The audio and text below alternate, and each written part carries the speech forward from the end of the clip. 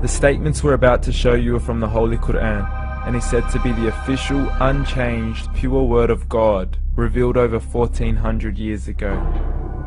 Claiming to be the word of God is a heavy statement, and without proof, or if a single contradiction is found within the book, the apparent word of God will be proven false. So without further ado, let's put the book to the test. In the 23rd chapter, titled The Believers, from the 12th to the 14th verses, God is said to give a detailed description of how the human being is formed. It begins by saying, "We then placed him as a sperm drop in a place of settlement, firmly fixed. Then we made the drop into a alaqa." We will translate this word very soon. "And then we changed the alaqa into a lump. Then we made out of that lump into bones. And then we clothed the bones with flesh. Then we caused him to grow and come into being and attain the definitive human form." In the 21st century, we can now safely say that this verse is clearly describing the process of human development in correct chronological order. However, what we should be paying attention to in particular is the second stage, referring to the development of the embryo. The specific word used to describe the embryo in this verse is the word alaqa. The word alaqa, when translated into English, can mean three separate things. Firstly, a blood clot, or to be suspended, that is to be hanging or clinging to something, or thirdly and finally, a leech. Now, all three definitions don't come anywhere near what we perceive to be the human embryo. So, why are these words used, and what significance do they share with the human embryo? Can the embryo be described as a blood clot? Well, what do you think?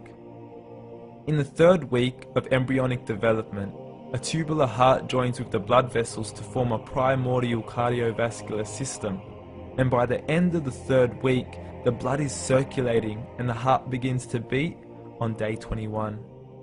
The first thing that comes to mind in regards to being suspended or hanging is the umbilical cord. But we can't use that example because we are simply referring to step 2, before the baby has even formed. But we now know today that the umbilical cord is formed from the connecting stalk. And the connecting stalk is formed as soon as the embryo is formed. The embryo's connecting stalk has even been described by John Allen and Beverly Kramer as an object to suspend the developing embryo in the extra-embryonic column. So an embryo is suspended and does have a strong resemblance with the blood clot. What on earth would an embryo have to do with a leech? Figure A shows the structure of an embryo at 25 days. Figure B shows a leech. Now please note once again that the embryo in this stage is no greater than the size of a kernel of wheat. This is an X-ray of the embryo at 22 days. This is the internal structure of a leech.